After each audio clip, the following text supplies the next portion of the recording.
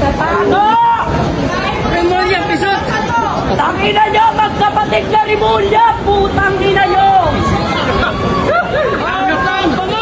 Marcos Rizal! Masakit ang dami ko. Pag kayo may kumakalat ng ito, saan kayo kukuha ng pera? Wala, di ba? September 21, pamay!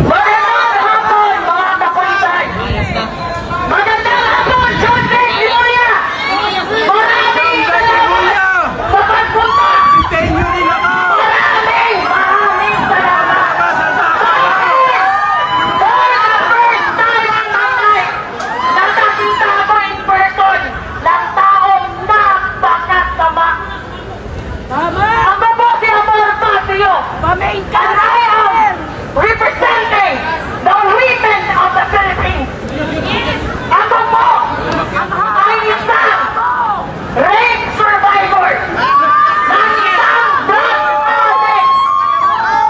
Kagaya na pinuprotektahan nyo dyan sa Malacanang. Matanong mo ang ating mga kapulisan. Paano nyo makakapatid protektahan Abitin nyo rin ako! drug-addict na leader? Siya at ang mga kagaya niya kung bakit may isang ako at may libo-libo at milyon-milyong ako na nagkasuffer sa after effects ng psychological trauma na dulot ng mga drug-addict, mga lulong sa droga. Bakit nyo hinahayaan na maging bukas ng mga magnanakaw at mga drug-addict ang palasyo na para sana sa bangkayan ng mga Pilipino? Tama!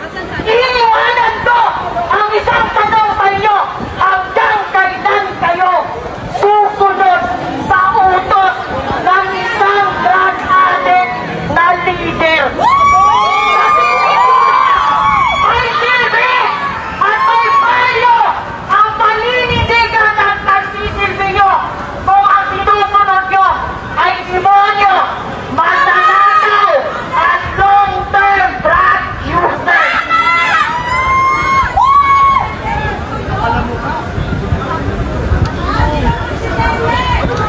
Ayun.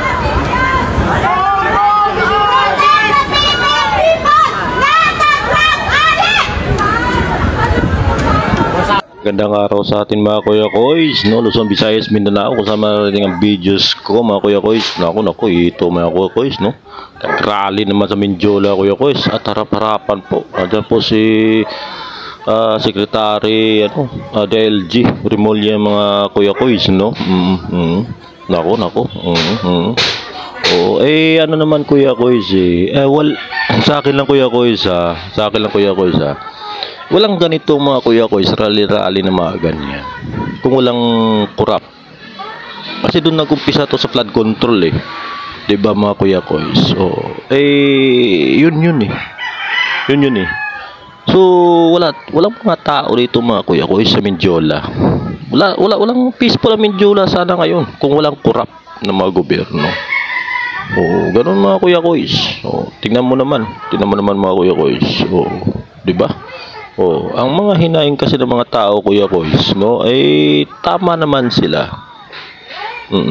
Sa akin lang.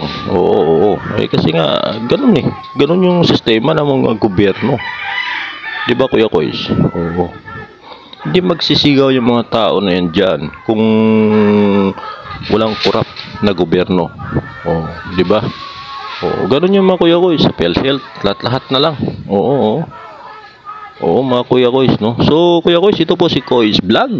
Nagsasabing good luck and goodbye. Thank you.